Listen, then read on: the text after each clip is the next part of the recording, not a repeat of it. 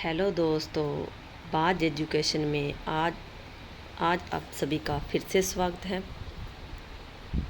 कल हमने एक टॉपिक शुरू किया था 1857 की क्रांति।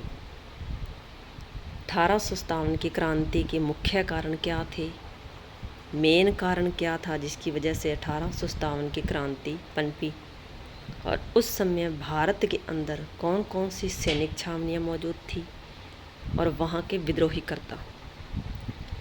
1857 की क्रांति के समय महानायकों की भूमिका के बारे में भी हमने पढ़ा, और आज हम पढ़ेंगे राजस्थान में 1857 की क्रांति। नसीराबाद विद्रोह। नसीराबाद विद्रोह राजस्थान में सबसे पहले विद्रोह हुआ था नसीराबाद छावनी से। कब हुआ था? 28 मई को। किसने किया? 15वीं बंगाल नेटिव इन्फेंट्री के सैनिकों ने। 15वीं बंगाल नेटिव इन्फेंट्री सैनिकों ने इन्होंने क्रांति शुरू की। क्रांति में क्या हुआ था? कर्नल न्यूबेरी और कैप्टन स्पॉटिसवुड मारे गए, और लेफ्टिनेंट लॉक और कैप्टन हार्डी ये क्या हो गए थे? घायल हो गए थे। ये क्या हो गए थे? घायल हो गए थे। कर्नल पेनी थे, ये बचकर क्रांतिकारियों से जब भाग रहे थे तो इनकी हृदयघात से मृत्यु हो गई थी। हृदयघात मतलब आज के समय में कह सकते हैं हार्ट अटैक से इनकी क्या हो गई? मृत्यु हो गई। जब क्रांतिकारी दिल्ली की तरफ आगे बढ़ रहे थे तो 30वीं बंगाल नेटिव इन्फेंट्री ने इनका साथ दिया। 30 मई को क्रांति किस दिन शुरू हुई थी? 28 मई को राजस्थान में नसीराबाद से क्रांतिकारियों ने शुरू की। क्रांतिकारी यहाँ से दिल्ली की तरफ चले तो 30 मई को 30वीं बंगाल नेटिव इन्फेंट्री ने इनका साथ दिया और क्रांतिकारी दिल्ली की तरफ आगे बढ़े। जब ये क्रांतिकारी दिल्ली की तरफ आगे बढ़ रहे थे तो कैप्टन हितकोट ने इनका पीछा किया, लेकिन इनको असफलता प्राप्त हुई और इस तरह से क्रांतिकारी दिल्ली पहुंचे। आगे हम बात करेंगे नीमच विद्रोह के बारे में। तो दोस्तों हुआ क्या था? 2 जून वाले दिन कर्नल एबॉट ने क्या किया था? क्रांतिकारियों को शपथ दिलाना शुरू की। क्रांतिकारियों को जब शपथ दिला रहे थे तब मोहम्मद अली बेग ने शपथ लेने से इनकार कर दिया। शपथ लेने से क्या किया? इनकार किया मोहम्मद अली बेग ने। इसी बीच क्रांतिकारियों के बीच में हलचल शुरू हुई और आगे 3 जून को, दूसरे दिन 3 जून को हीरा सिंह के नेतृत्व में क्रांतिकारियों ने क्रांति शुरू की। किसके नेतृत्व में? हीरा सिंह जी के नेतृत्व में। क्रांतिकारियों ने सार्जेंट मेजर की हत्या कर दी। सार्जेंट मेजर की क्या कर दी? हत्या कर दी। क्रांतिकारियों की मदद की थी शाहपुरा के लक्ष्मण सिंह ने। क्रांतिकारियों की मदद की थी, नीमच के जो क्रांतिकारी थे उनकी मदद की थी शाहपुरा के लक्ष्मण सिंह ने। जब ये क्रांतिकारी निम्बाहेड़ा पहुँचे तो वहाँ की जनता ने उनका भारी आक्रोश के साथ स्वागत किया। ये पूछा जा सकता है कि जन स्वागत कहाँ हुआ था? नीमच की निम्बाहेड़ा। और जब ये क्रांतिकारी देवली पहुँचे तो वहाँ पर मेहदीपुरी टुकड़ी ने भी 5 जून को क्रांति का आगाज कर दिया।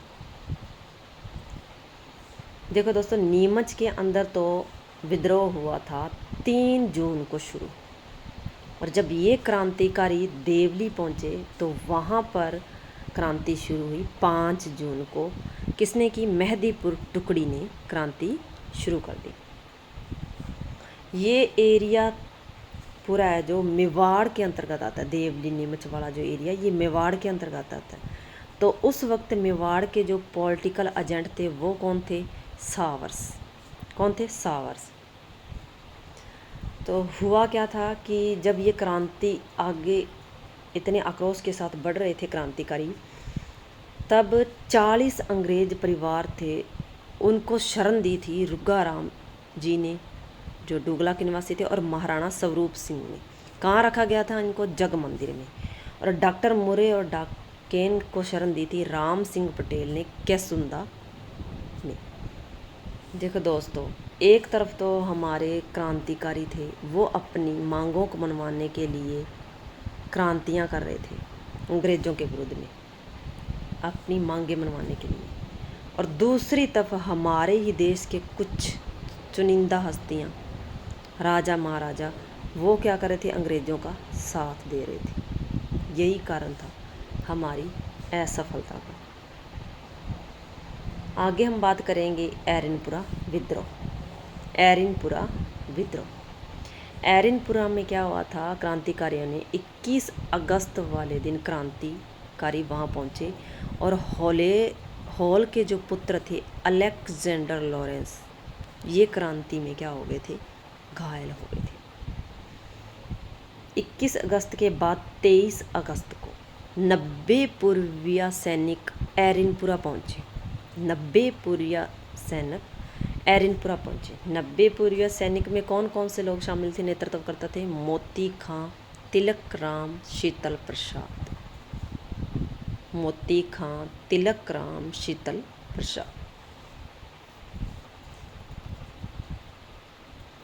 एरनपुरा पहुंचकर क्रांतिकारियों ने एक नारा दिया, मारो फिरंगी दिल्ली चलो। एग्ज़ाम के पॉइंट ऑफ व्यू से बहुत ही अच्छा क्वेश्चन है। मारो फिरंगी दिल्ली चलो किन्होंने नारा दिया? एरनपुरा छावनी के सैनिकों ने या क्रांतिकारियों ने। मारो फिरंगी दिल्ली चलो। देखो दोस्तों, हम ठाकुर कुशाल सिंह चंपावत जी के बारे में तो बहुत सुनते आ रहे हैं। कहा जाता है कि सबसे ज़्यादा क्रांतिकारियों को साथ दिया था ठाकुर कुशाल सिंह चंपावत जी ने। इन्होंने क्रांतिकारियों का साथ दिया, लेकिन इन्होंने खुद अपने चारों तरफ शत्रु पाल रखे थे, दुश्मनियाँ मोल ले रखी थी। कैसे? जोधपुर के शासक थे तख्त सिंह जी, इनके सामंत थे कान जी। जोधपुर के शासक तख्त सिंह बिठोड़ा में अपना जो भी सामंत नियुक्त करते थे, ठाकुर कुशाल सिंह उसको क्या कर देते थे?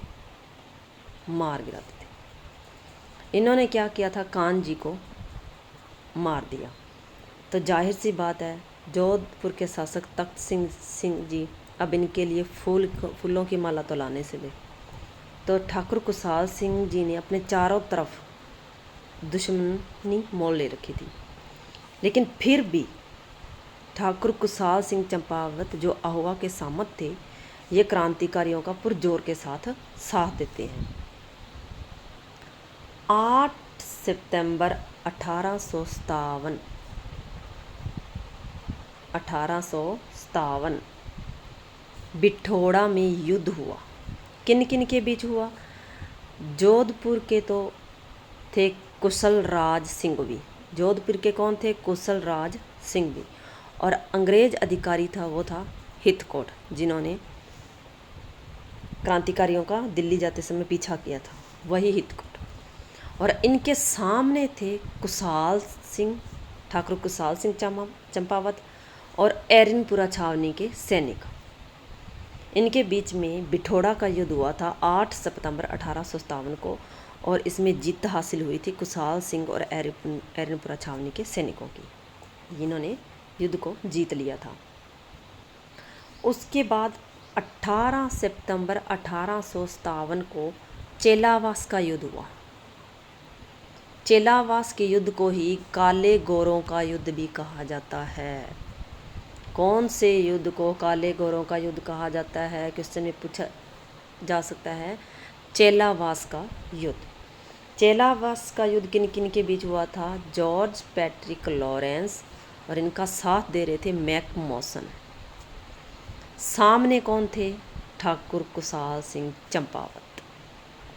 और इस युद्ध में मैकमोहन मारा गया था और कुशाल सिंह चंपावत जी को यहाँ पर जीत हासिल हुई थी। आगे हम बात करेंगे 20 जनवरी 1858 अहुआ का युद्ध। ध्यान रखना ये तारीख अब यहाँ पर 57 नहीं है, यहाँ पर 58 है। 20 जनवरी 1858 को अहुआ का युद्ध हुआ था और इस समय कर्नल होम्स और हंसराज जोशी जी ने इस युद्ध में भाग लिया था और इनके सामने थे पृथ्वी सिंह लांबिया। पृथ्वी सिंह लांबिया जी हार गए थे। कौन से युद्ध में? अहुआ के युद्ध में। अहुआ का युद्ध किन किन के बीच हुआ था? कर्नल होम्स, हंसराज जोशी और इनके सामने थे पृथ्वी सिंह लांबिया और पृथ्वी सिंह लांबिया जी हार गए। और 21 जनवरी 1858 को अहुआ को अधिकृत कर लिया गया। जब पृथ्वी सिंह लांबिया इस युद्ध में हार गए तो अहुआ का अधिकृत कर लिया गया था 21 अगस्त 1858 को। कुशाल सिंह चंपावत जी यहाँ से बच निकले और इनको शरण दी थी। पहले गए ये केसरी सिंह जी के पास सलुम्बन और उसके बाद में कोठारिया जोध सिंह जी के पास रहे। इन्होंने इनको शरण दी थी। पूछा जा सकता है भी कुशाल सिंह चंपावत जी को किन किन ने शरण दी थी? केसरी सिंह सलुम्बर के और जोध सिंह कोठारिया के।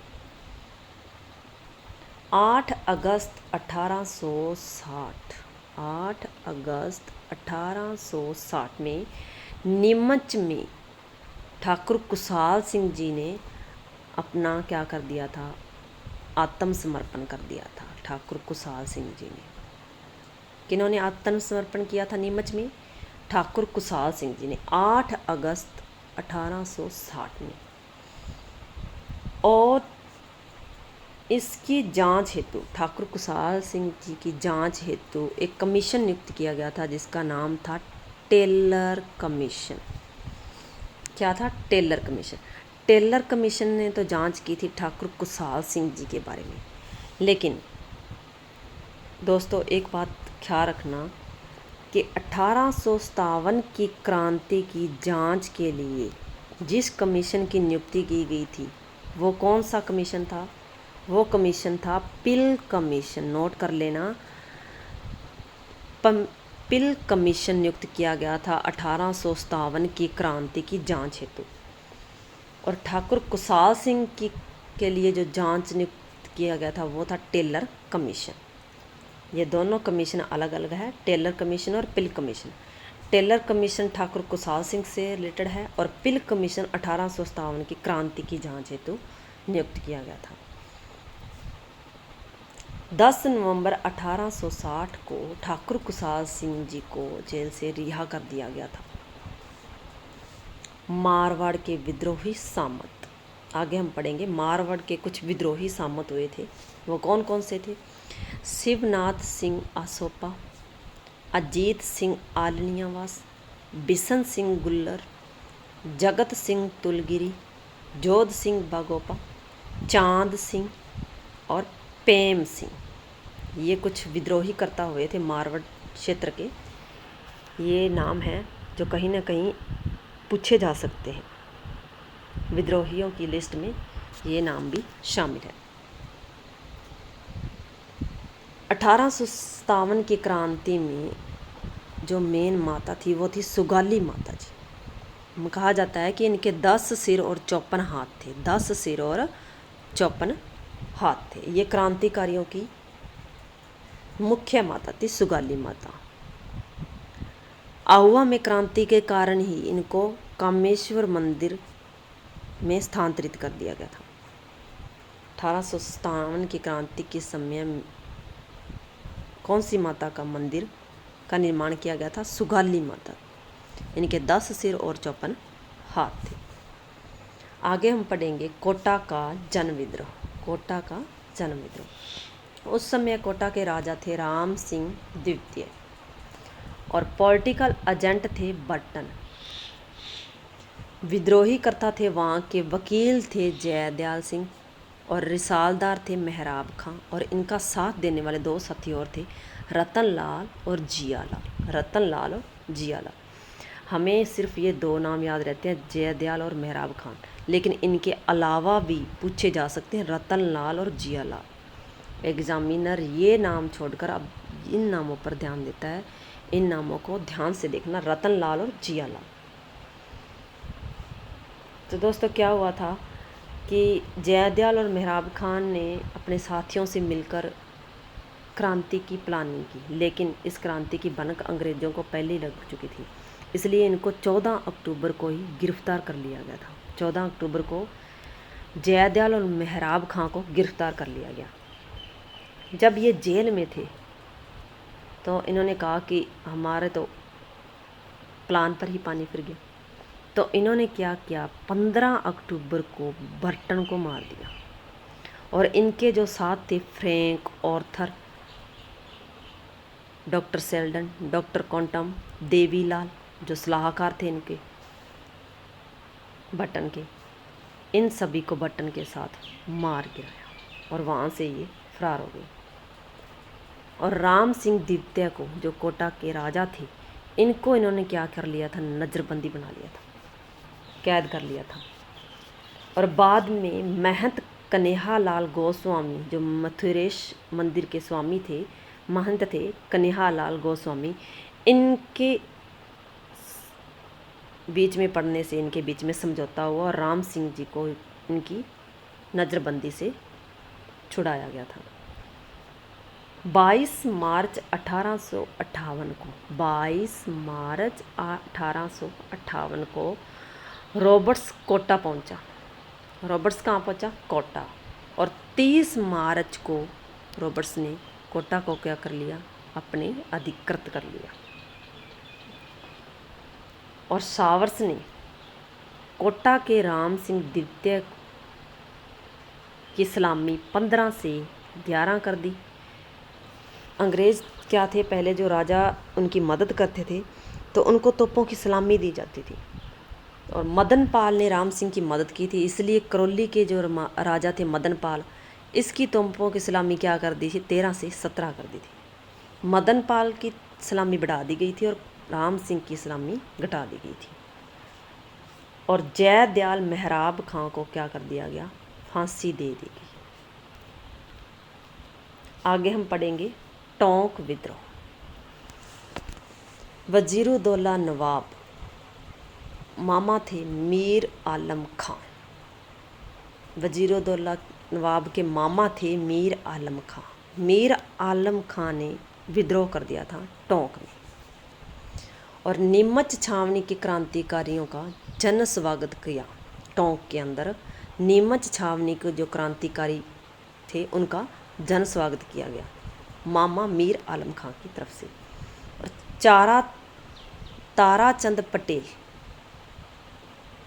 जैक्सन की सेना जब भाग रही थी क्रांतिकारियों से टक्कर, तो ताराचंद पटेल ने जैक्सन की सेना को रोका।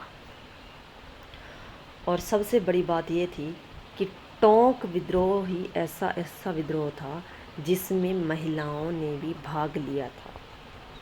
महिलाओं ने भी भाग लिया था। इस बात की गवाही देने वाली कृति है आजमाइश, जो लिखी गई है मोहम्मद मुजीब जी ने।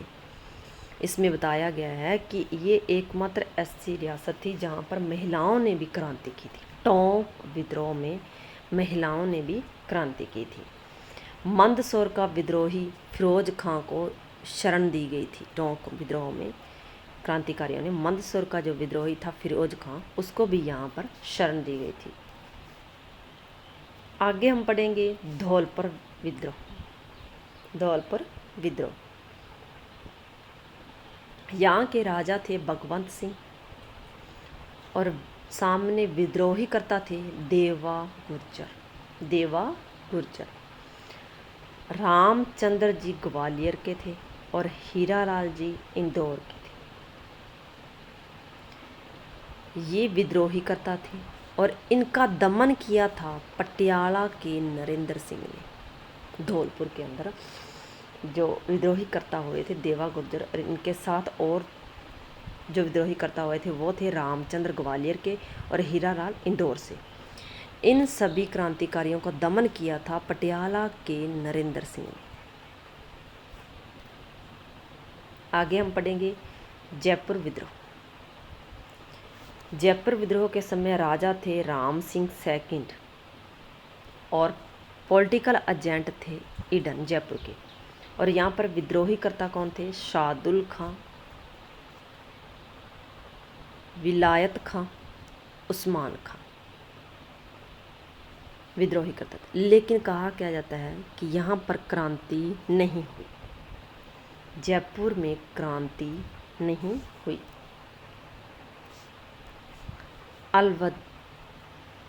अलवर विद्रोह।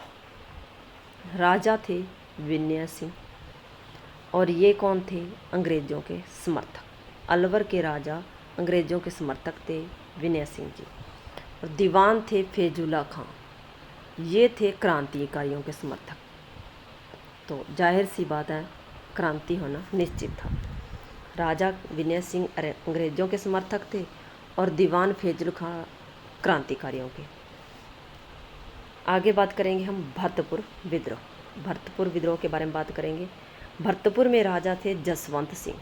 भरतपुर के राजा उस वक्त कौन थे? जसवंत सिंह। और पॉलिटिकल एजेंट थे मॉरिसन।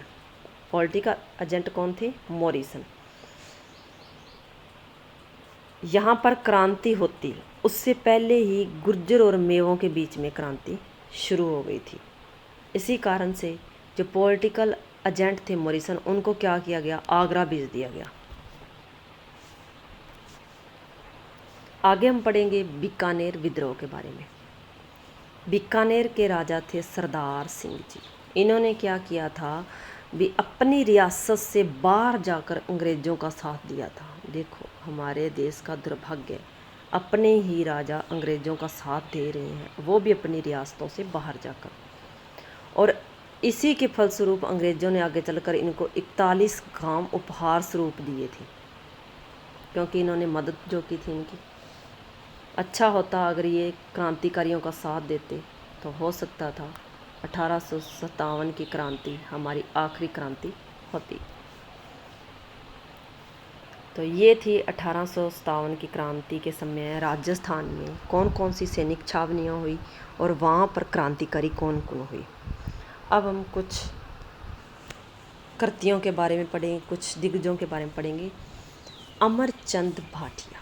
अमरचंद भाटिया ये क्रांति के महानायक, भामाशाह भी कहे जाते हैं, क्योंकि क्रांति के समय सबसे ज़्यादा अगर मदद की थी महानायकों की तो वो अमरचंद भाटिया जी थे। ये ग्वालियर के निवासी थे, मूलतः ये बीकानेर के थे। मूल रूप से तो ये बीकानेर के थे, लेकिन निवासी कहाँ के थे? ये ग्वालियर के। इन्होंने झांसी की रानी और नाना साहब की मदद की थी। झांसी की रानी और नाना साहब की मदद किसने की थी? अमरचंद भाटिया जी ने। ये क्रांति के भामाशाह कहलाते हैं।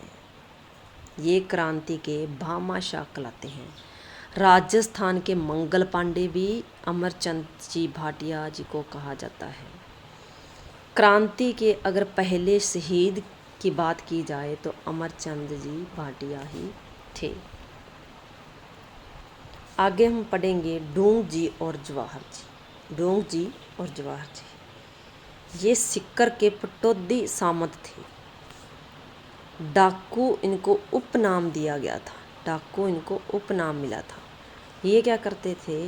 अंग्रेज़ों की छावनियों को लूटकर गरीबों में बांटते थे। इनकी मुख्य बात यही थी कि अंग्रेज़ों को लूटा जाए और अपने देशवासियों को दिया जाए। इसलिए ये गरीबों के मसीहा भी कहा जाते थे। एक बार ये आगरा की जेल में बंद थे तो वहाँ पर उन्होंने आगरा की जेल लूट ली थी और नसीराबाद की छावनी भी इन्होंने ही लूटी थी। तखत सिंह जोधपुर के राजा थे जिन्होंने ढूंग जी को संरक्षण दिया था, और रतन सिंह जो बीकानेर के महाराजा थे, इन्होंने जवाहर सिंह जी को संरक्षण दिया था। ये पूछा जा सकता है भी डोंग जी और जवाहर जी को संरक्षण किन्होंने दिया था? तो डोंग जी को तो दिया था तख्त सिंह जी ने, जो जोधपुर के थे।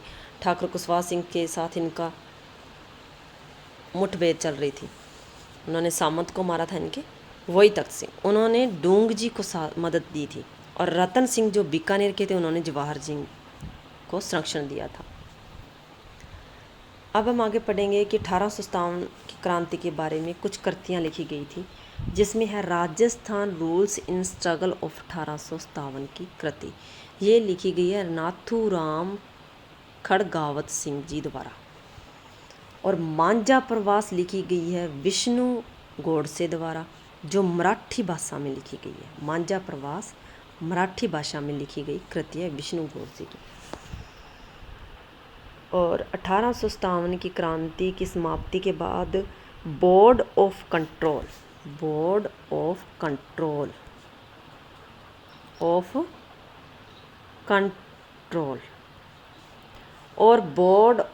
डायरेक्टर्स,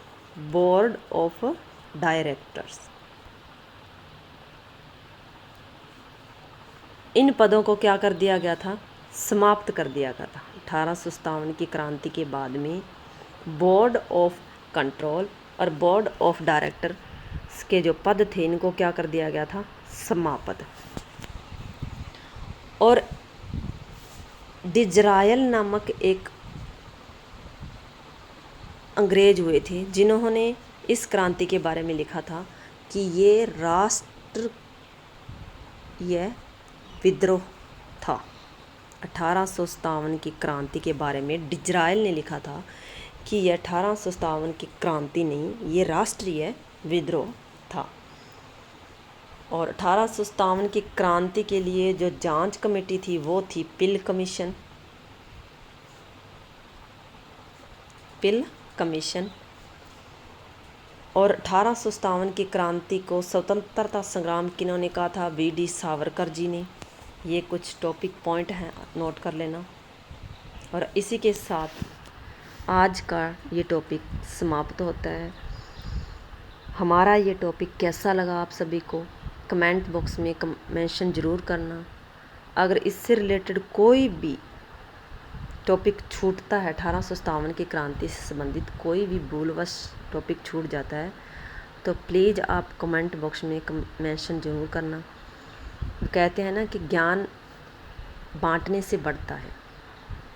अगर हमारा ये प्रयास आप सभी को अच्छा लगा तो कमेंट करके ज़रूर बताना, शेयर करना, लाइक करना। तब तक के लिए धन्यवाद। अगर वीडियो अच्छा लगा हो तो शेयर ज़रूर करना। फिर मिलेंगे नए वीडियो के साथ, तब तक के लिए धन्यवाद।